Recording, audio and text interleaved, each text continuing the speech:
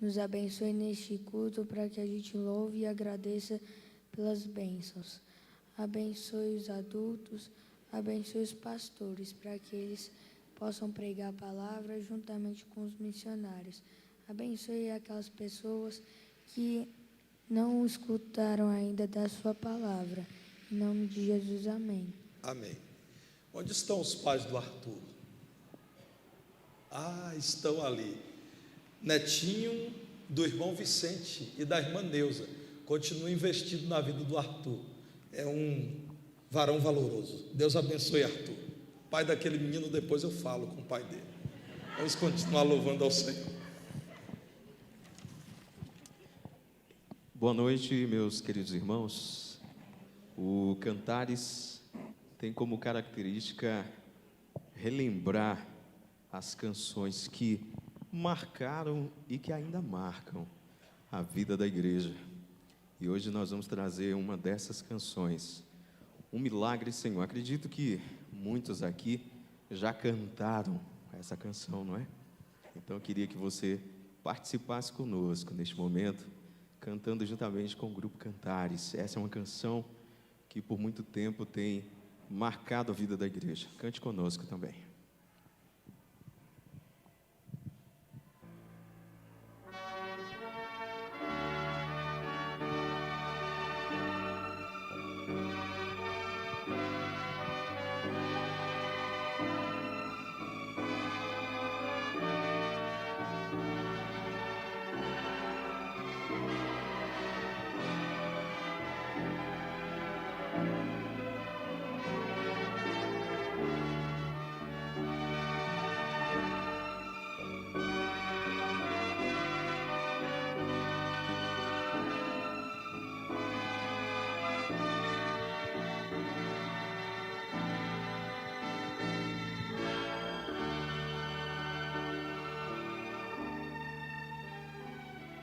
Não consigo entender o que tu vês em mim, ó Senhor. Eu não sou o que devia ser, mas só tu. Com amor me limpas de meu mal, e esse amor é que me ajuda a seguir. Um milagre, Senhor, um milagre eu sou, um milagre, Senhor, tens feito em mim, até findar meu viver, dar-te-ei meu louvor. Um milagre, Senhor, tens feito em mim.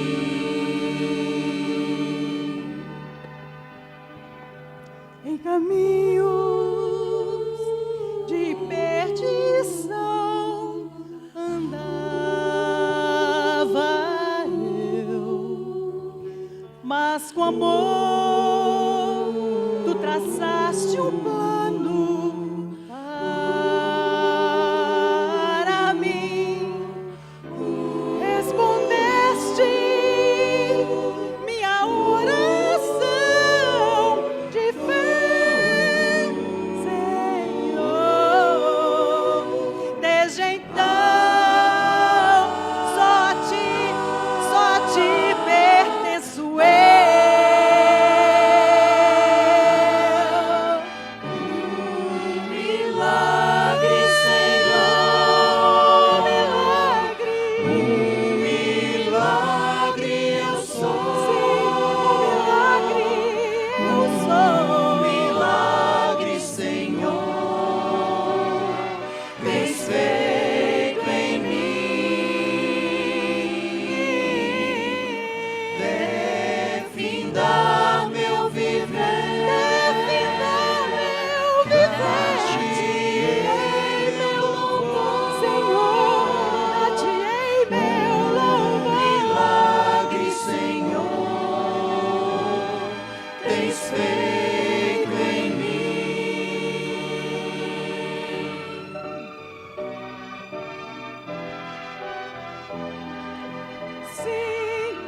o milagre, Senhor, tens feito em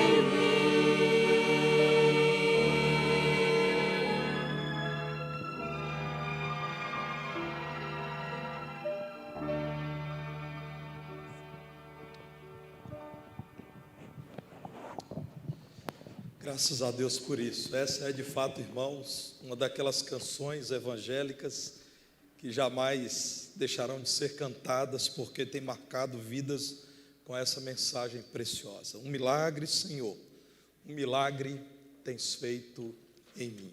Eu gosto muito da parte em que canta: em caminhos de perdição andava eu, mas com amor tu traçaste um plano para mim.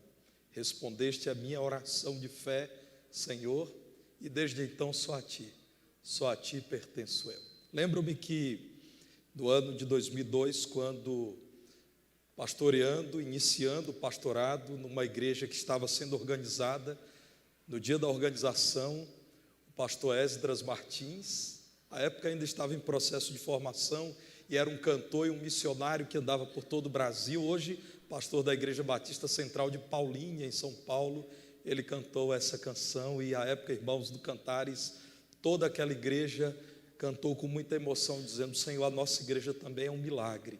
O Senhor quis a existência dessa igreja, assim como nós somos um milagre. E para mim, que já conhecia essa música, ela se tornou mais especial, porque para mim lembra também o milagre da organização de uma igreja de Jesus Cristo, naquele dia de 30 de março de 2002. Aliás, eu tenho isso em casa registrado, gravado, e é sempre uma alegria lembrar dessa música sendo cantada no milagre da organização de mais uma igreja nesse mundo em trevas.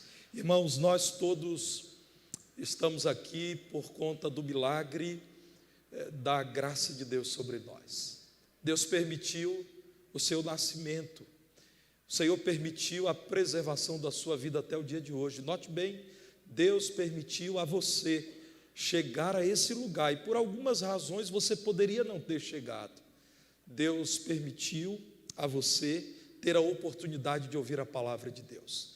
Esteja atento àquilo que Ele quer te falar. E a palavra dele diz-nos assim, em Mateus capítulo 21, a partir do verso 28, na parábola conhecida como parábola dos dois filhos. E que vos parece? Um homem tinha 2 filhos. Chegando-se ao primeiro, disse: Filho, vai hoje trabalhar na vinha. Ele respondeu: Sim, Senhor. Porém não foi. Dirigindo-se ao segundo, disse-lhe a mesma coisa. Mas este respondeu: Não quero. Depois, arrependido, foi. Qual dos 2 fez a vontade do Pai? Disseram: o segundo. Declarou-lhes Jesus: Em verdade vos digo que publicanos e meretrizes vos precedem no reino de Deus. Porque João veio a vós outros no caminho da justiça e não acreditastes nele, ao passo que publicanos e meretrizes creram. Vós, porém, mesmo vendo isto, não vos arrependestes, afinal, para acreditardes nele. Vamos manter a Bíblia aberta, aí mesmo em Mateus, no capítulo 21, e vamos prosseguir em nosso plano como igreja, que é pregar nos domingos à noite acerca de todas as parábolas do Senhor Jesus Cristo. São 40 parábolas, 40 histórias de vida, com grandes aplicações para você que confia no Senhor. A parábola dos 2 filhos me levou a intitular essa exposição da seguinte forma: o filho que o grande pai aprova. Jesus havia sido interpelado por fariseus, um partido religioso muito dedicado a buscar a orientação do povo de Israel, mas também foi interpelado por sacerdotes, líderes do culto em Jerusalém, e outros que estudavam e ensinavam a lei de Deus, aqui no texto bíblico chamados de doutores da lei. A grande questão do momento era o questionamento acerca da autoridade de Jesus para curar cegos e coxos, como nos diz o verso 14. Eles estavam já há algum tempo indispostos com Jesus. Jesus havia feito tanto e dito tanto acerca de coisas que eles não aceitavam, que já não mais toleravam o Senhor Jesus. Jesus cura pessoas e mais.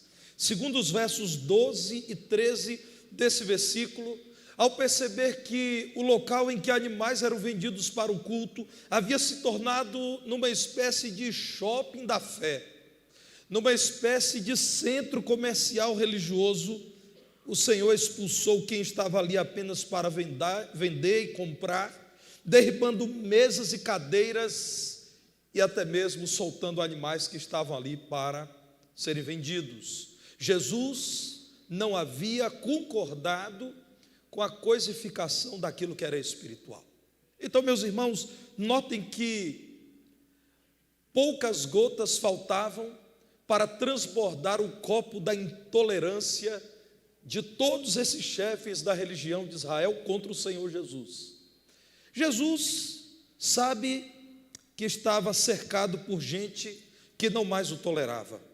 No verso 16 eles perguntam a Jesus: não ouves o que estão dizendo? Estão dizendo que tu és o filho de Davi, que ao Senhor devemos cantar hosana, não ouves? Jesus responde: sim, claro que ouço.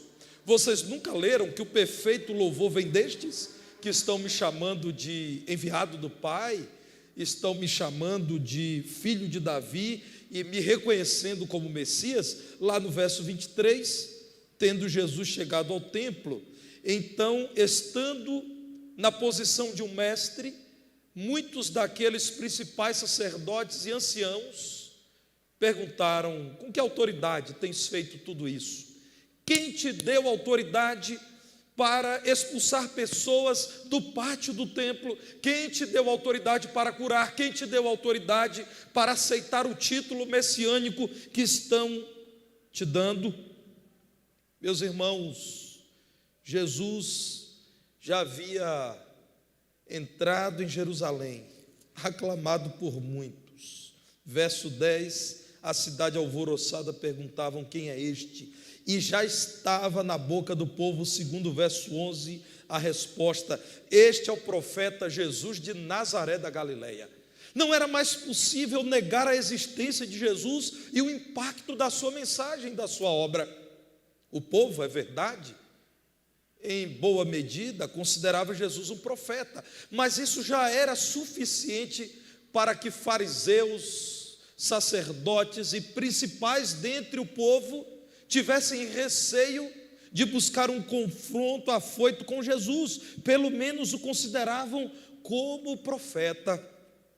Meus irmãos, Jesus Cristo, ao ser questionado sobre a autoridade das suas palavras e autoridade para o seu ministério, diz aos homens que, na verdade, eles precisavam ser abordados não apenas acerca da postura diante do Senhor Jesus, mas da postura diante daquele que precedeu Jesus, daquele que, confirmando a profecia bíblica, foi o precursor do Messias, João o Batista. Notem, irmãos, Jesus confrontando essas pessoas e dizendo-lhes: vocês rejeitaram João. Depois de um breve momento em que foram até o Rio Jordão para receberem o batismo de João e serem por ele instruídos, vocês também passaram a rejeitar a mensagem de João. João chamou vocês de raça de víboras e disse a vocês que deveriam dar frutos de arrependimento e não ficarem apegados à tradição vazia de vocês, acreditando que por terem o sangue de Abraão, de nada mais precisariam. Meus irmãos, Jesus nos traz essa parábola nesse contexto complicado, de palavras duras, de indisposição de parte a parte.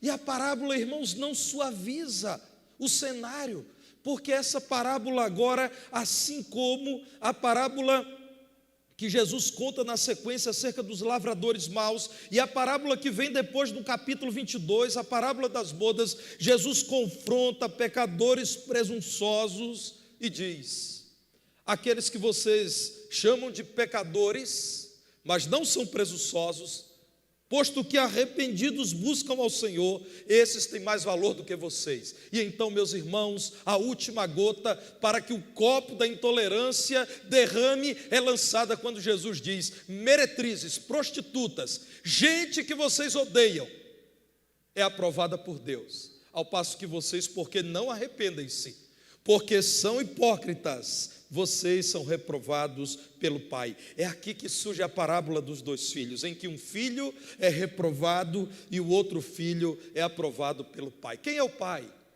O pai é um homem proprietário de uma vinha. Ora, quem estava ouvindo Jesus sabia. Israel era uma nação ilustrada pela figura de uma vinha, uma grande plantação de uvas, uma videira maravilhosa. Há muitos e muitos textos, e me vem à mente aqui agora o Salmo 80, quando nos diz que o Senhor plantou uma vinha, essa vinha era Israel. E o Senhor então chamou o povo de Israel para cooperar com ele nesse reino estabelecido por ele. Esse reino, segundo o Senhor Jesus, é tipificado pelos dois filhos da parábola. Há filhos aprovados e há filhos reprovados pelo Pai. Olhem para o verso 28, Jesus diz: o homem tinha dois filhos. O homem era dono de uma grande lavoura. Então ele buscou os filhos para trabalharem a serviço dele, para cooperarem com ele, para cultivarem a vontade dele. O primeiro filho ouviu do pai o convite: vem, meu filho, trabalhar hoje na minha vinha. E ele disse: sim, Senhor, eu vou. Semelhante àqueles que, quando ouviram João o Batista, se empolgaram.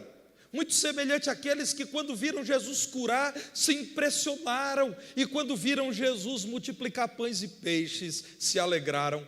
Mas depois, diz o verso 29, esse filho não foi trabalhar na vinha do pai.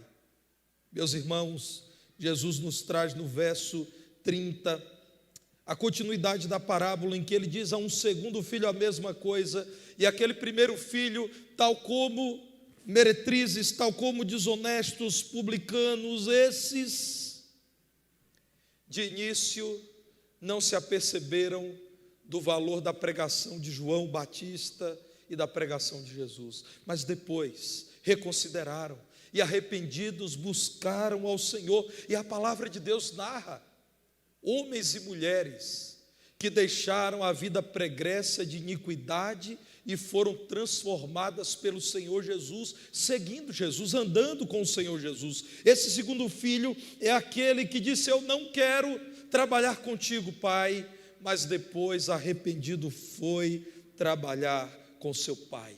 A pergunta do Senhor Jesus Cristo, incômoda, no verso 31 é: qual destes dois filhos, chamados pelo Pai à grande vinha, fez a vontade do Pai? Qual dos dois? E em uníssono ouviu-se a resposta: o segundo.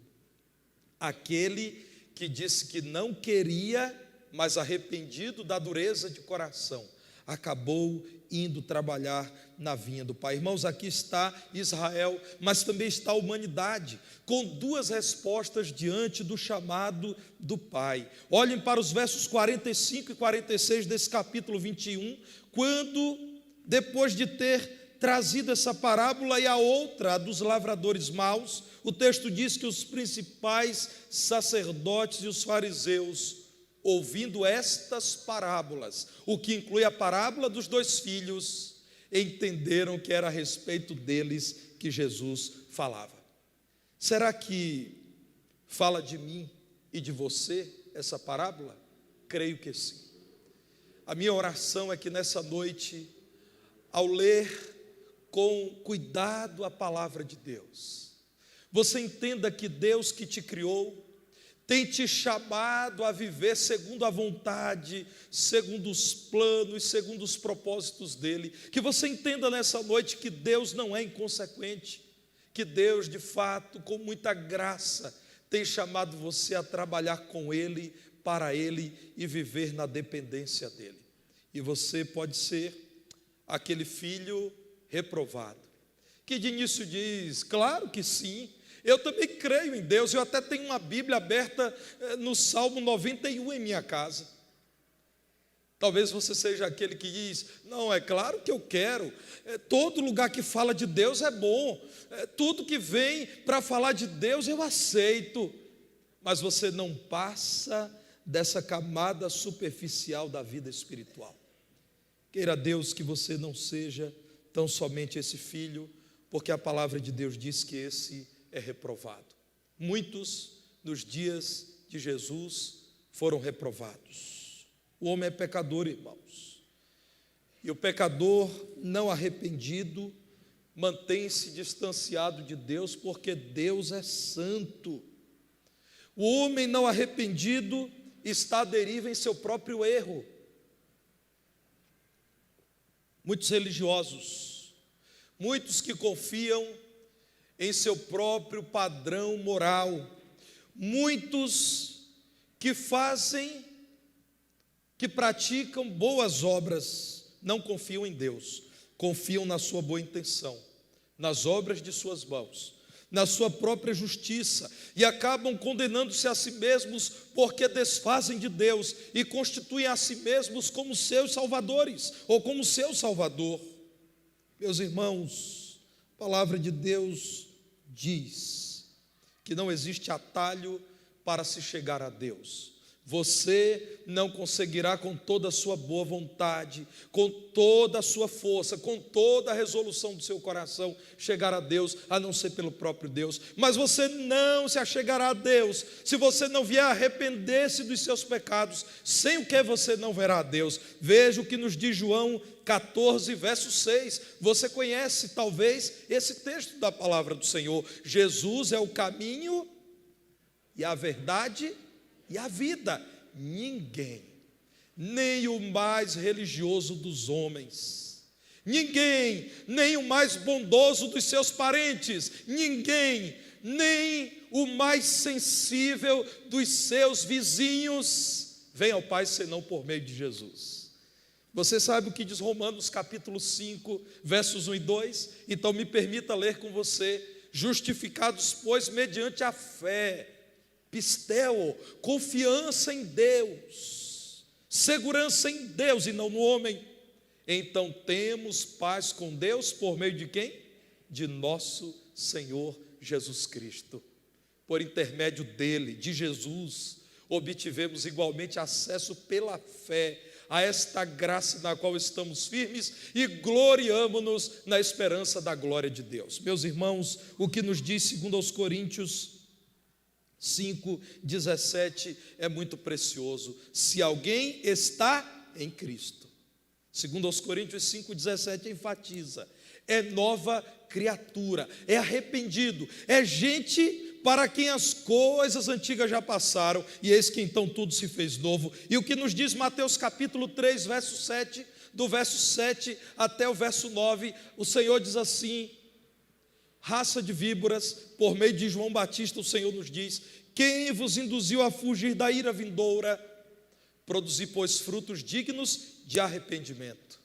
E não comeceis a dizer entre vós mesmos: temos por pai Abraão, porque eu vos afirmo que destas pedras Deus pode suscitar filhos a Abraão.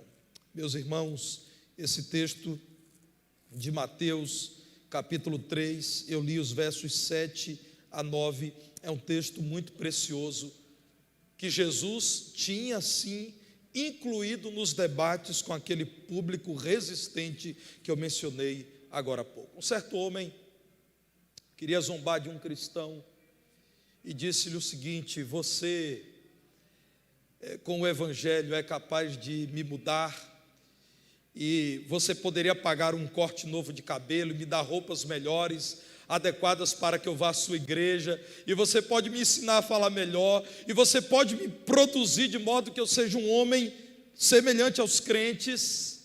Você pode começar me dando uma roupa muito bonita e elegante, como aquelas que vocês usam nas reuniões da igreja de vocês, e aquele crente Jesus disse: o evangelho pode fazer muito mais, pode mudar o homem que está dentro dessa roupa. A roupa fica em segundo plano. Mais do que mudar a sua fala, o seu corte de cabelo, a sua roupa, o evangelho pode mudar o homem que está dentro da roupa. Meus irmãos, o filho que é reprovado pelo pai é aquele que ouve do pai: meu filho, vem viver comigo, anda em minha presença, ouça a minha voz, caminhe comigo, mas ele diz: não vou. Ensaia, pensa, tergiversa, mas ele não vai. Ao longo da vida ele permanece distante de Deus, vivendo segundo a sua vontade, apaixonado por este mundo mau. Mas graças a Deus, a parábola nos fala do filho que esse grande pai aprova. Olhe para a sua Bíblia no verso 30, quando a palavra do Senhor diz que existe sim aquele que pecou contra o pai. Existe sim aquele que em algum momento desvalorizou a palavra do pai. Existe sim aquele que durante um tempo fez pouco caso do pai, mas que em algum momento, caindo em si, arrependido, teve a sua condição mudada diante de Deus. Vejam o que acontece em nosso tempo, nas redes sociais principalmente. Não é possível sustentar nas redes sociais de que alguém mudou de fato de vida. Qualquer pessoa que apresente-se como uma nova pessoa será criticada. É um farsante, é um mentiroso, isso é teatro. Irmãos, o homem do nosso tempo, que para sair bem na foto fala de harmonia, fraternidade, tolerância, empatia, não é capaz de admitir, por exemplo, que um criminoso hediondo possa mudar de vida. Eu creio firmemente que o mais terrível pecador em Cristo Jesus pode ser tornado em uma nova criatura. Um certo homem, conhecido por seu alcoolismo, depois de ter ouvido de Cristo por sua esposa durante 20 anos, depois de ter dado aos seus filhos tantos eventos de vergonha, de constrangimento, depois de ter ouvido de muitos crentes que Deus o amava, finalmente, aquele homem arrependido, num domingo à noite, ao invés de ir para o bar, foi à igreja. E naquela noite, sinceramente, ele clamou a Deus para que tivesse misericórdia da vida dele e o transformasse, e o livrasse da dependência do álcool, e o livrasse daquela vida triste, e o livrasse da continuidade naquele caminho de perdição. Aquele homem foi de fato transformado pelo poder do Evangelho. Mas aquele homem era pedreiro e ele trabalhava na construção de um grande prédio, e havia algumas dezenas de trabalhadores com ele o tempo todo, que viram a transformação dele. E então, certo dia, estavam ali rindo daquele homem, e dizendo que ele agora era um bobo, ele já não mais apostava, ele já não mais bebia, ele ia para casa depois do serviço ficar com a família. E então o engenheiro da obra se somou àqueles que riam dele, e o engenheiro então disse: olha, do ponto de vista da química é impossível transformar água em vinho. Como é que você explica esse absurdo que está na Bíblia, que diz que Jesus transformou água em vinho? Aquele homem pedreiro simples, homem de Deus, homem crente, com a sabedoria que Deus lhe deu, disse: olha, eu sou novo na fé, eu estou começando agora a ler a Bíblia, e eu não sei te dizer se de fato a Bíblia diz que Jesus transformou água em vinho, mas eu sei que lá em minha casa vinho foi transformado em pão, porque o alcoólatra se tornou um homem responsável, que não gasta mais o dinheiro no bar, mas leva para casa para cuidar dos filhos e da esposa. Eu não sei te dizer. Não sei. Eu ainda vou ler esse texto. Mas em minha casa, um dependente do vinho, agora bebe água e come pão com a família. Não gasta mais na mesa do vinho. Meus irmãos, quando o pecador volta-se para a voz de Deus, crendo em seu perdão, suplicando por esse perdão, reconhecendo o poder de Deus, Deus o aceita amorosamente. Vejam 1 Coríntios capítulo 6, versos 10 e 11. Vejam o que nos diz 1 Coríntios 6, começando do verso 10. Nem ladrões, nem avarentos, nem bêbados, nem maldizentes, nem roubadores herdarão o reino de Deus. Mas diga comigo o que está no verso 11, vamos ler juntos? Tais fostes alguns de vós, mas vós vos lavastes, mas fostes santificados, mas fostes justificados em o nome do Senhor Jesus Cristo e no Espírito do nosso Deus. Louvado seja o nome de Jesus. Olhe a volta de vocês, irmãos. Vejam se não está aqui a nossa biografia. Veja se nós, muitos de nós, não nos identificamos com o verso 10. Vejam se nós não somos mencionados nesse texto da Escritura. Éramos sim, muitos de nós, desonestos. E o pior tipo de ladrão, aquele que se alegrava quando a moça do supermercado pesava cebola roxa com preço de cebola branca. Isso aconteceu comigo essa semana, e eu voltei lá e disse: moça, você se atrapalhou, é roxa. E você então saía do supermercado feliz, dizendo: que beleza. Ela não percebeu, eu levei a cebola mais cara pelo preço da cebola mais barata. Alguns de nós éramos sim ladrões, avarentos, gente que ao deitar na cama pensava no que fazer para ter um pouco mais de dinheiro, acreditando que seria mais poderoso, mais influente, mais feliz, mais satisfeito, mais seguro do viver. Alguns de nós éramos sim bêbados, maldizentes. A palavra de Deus diz: esses, não porque Deus não os perdoe, mas porque esses que vivem sempre nessa condição sem arrependimento, não mudam, não se convertem, não herdarão o reino de Deus. Mas graças a Deus, porque alguns de nós éramos assim. Irmãos, Paulo, a quem Deus usou para escrever essa carta, olhava para a recém-formada igreja de Corinto e dizia: eu sei, irmãos, quem são vocês? Alguns de vocês eram assim, mas vocês já foram lavados pelo sangue de Jesus, não há mais sujeira em vocês, foram santificados. Há um Espírito que santifica vocês, o Espírito prometido aos que creem em Jesus. Foram justificados, agora são justos, porque toda a dívida que vocês tinham diante de Deus foi paga no sacrifício de Jesus no Calvário, a maravilhosa oferta do Cordeiro de Deus que tira o pecado do mundo. O grande pagamento foi feito. Vocês eram tudo isso, mas agora lavados, santificados e justificados, vocês são novas criaturas. 1 de João capítulo 1, verso 8 e 9, veja o que é transformação segundo a palavra de Deus. 1 de João, capítulo 1, verso 8, diz assim: se dissermos que não temos pecado nenhum, a nós mesmos nos enganamos. Eu e você sabemos, você sabe que você é pecador, e a verdade não está em nós. Se dizemos que não temos pecado, se dizemos isso, se confessarmos os nossos pecados, Ele, Jesus, é fiel e justo. Ele é fiel porque Ele não negará a palavra dEle. Ele perdoa o pecador arrependido. E Ele é justo porque aquele que foi lavado pelo sangue dEle já não mais deve nada. Ele é fiel e justo para nos perdoar os pecados e nos purificar de toda.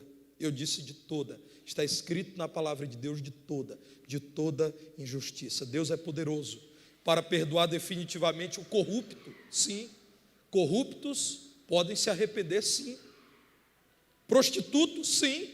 Gente que se prostituiu pode, sim, arrependido, ser transformado pelo poder do Evangelho. Adeptos da falsa religiosidade, inclusive a religião feita para prejudicar o outro, para destruir o outro, podem se arrepender e vir para o Senhor. Qual destes dois fez a vontade do Pai? É a pergunta que Jesus lança. E olhando para o texto bíblico, vemos a resposta de todos. O segundo, aquele filho que, arrependido da decisão inicial equivocada, ouviu a voz do seu pai e foi trabalhar na vinha dele. Jesus, irmãos, então declara no verso 31, eu digo a vocês que não me aceitam e que também não aceitaram João, eu digo a vocês que entraram numa disputa na qual eu não estou, de quem será o grande religioso líder de Israel. Eu digo a vocês que não me toleram, digo agora mais uma vez, que publicanos, que vocês chamam de corruptos, mentirosos, enganadores e meretrizes, prostitutas, entram primeiro no reino de Deus, porque já se arrependeram. O que Jesus está dizendo é: vocês são hipócritas, vocês conhecem a lei, mas não vivem a lei. Vocês dizem que creem em Deus, mas Deus não domina a vida de vocês. Vocês dizem que amam a mensagem da vinda do Redentor de Israel, mas o Redentor chegou, sou eu, e vocês me rejeitam. Publicanos e pecadores, meretrizes e gente proscrita, entra primeiro no reino do que vocês. Todos, irmãos, concordaram que o grande Pai aprova o Filho que, crendo nele, arrepende-se dos seus maus caminhos. Versículo 32, Jesus diz: João Batista, João veio a vós outros no caminho correto. Vocês não acreditaram nele, vocês acabaram matando João. João está morto. Ao passo que muita gente que vocês reprovam creu nele. Vocês, mesmo vendo isto, não se arrependem, afinal, para acreditardes nele. Meus irmãos, o que Jesus está dizendo é que o filho aprovado pelo grande Pai é o arrependido. A palavra na língua grega é metanoia. Podemos traduzir metanoia como mudança em sua mente. Existe um evangelho em nossos dias que é muito barato, não custa nada, apenas menciona o amor de Deus, mas jamais fala da ira de Deus, não se lembra da santidade de Deus. Esse evangelho dirá a você: venha, seja mais um número na multidão, não nos importa se a casa está cheia de gente vazia, nós queremos patrocinadores, queremos gente ocupando os bancos, de qualquer modo, ao modo de vocês, venham. Aliás, a igreja está aqui para fazer o que vocês quiserem. Vocês são uma espécie de clientes, é a mistura de crente com cliente. Há um evangelho assim, irmãos, que odeia metanoia, que odeia textos bíblicos que dizem ao homem: ou você muda, ou Deus está contra você.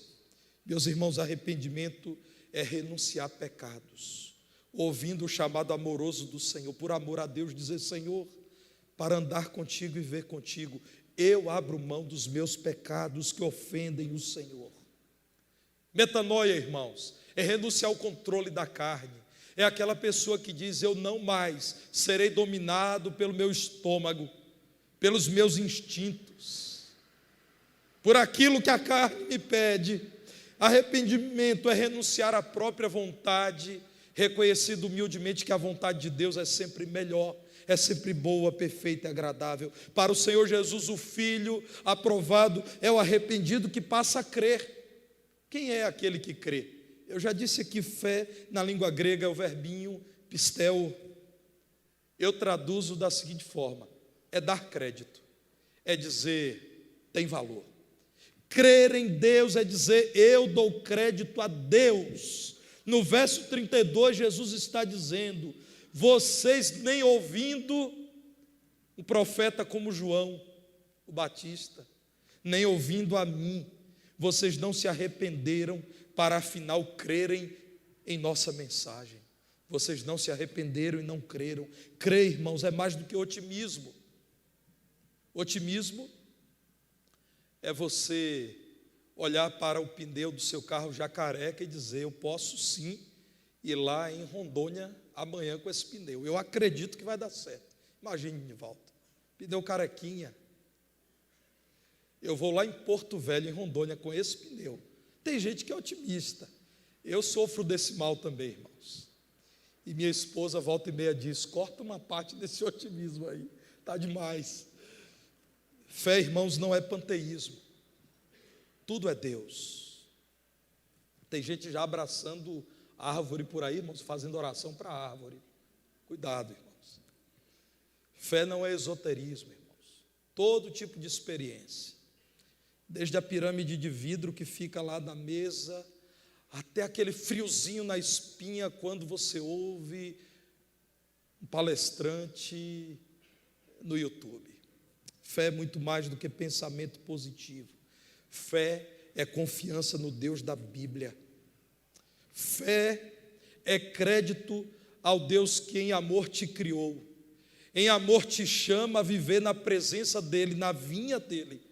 Em amor diz a você que muitas vezes você está errado e o remédio para o seu erro é o arrependimento. Fé é dizer: eu confio na pessoa de Jesus Cristo, aquele que nunca pecou, aquele que tanto me amou, que por mim se entregou no Calvário. Fé é confiar na obra de Cristo. A obra de Jesus, santa e aprovada pelo Pai, é suficiente para resolver o problema do pecado, que é o maior problema do meu ser. Fé é confiar no poder de Cristo, é olhar para quem está à sua volta e ver gente que Cristo transformou e dizer: não pode ser otimismo, não é pensamento positivo, é muito mais do que boa vontade. Jesus, com o seu poder e com a sua graça, transformou essa vida. O convite do Senhor é para que você seja o filho aprovado por Ele. O filho aprovado pelo Pai é aquele que, arrependido de ter dito não ao Pai, em algum momento dá crédito à palavra do Pai e diz: sim, Senhor, farei o que Tu queres. A minha oração é que nessa noite você saia daqui como filho de Deus, aprovado pelo Pai. Vamos cantar o hino? Nós vamos cantar um hino com uma mensagem muito preciosa. Mas não cante apenas, medite. Pense com cuidado naquilo que você vai cantar agora. Pode ser que esse hino fale da sua vida.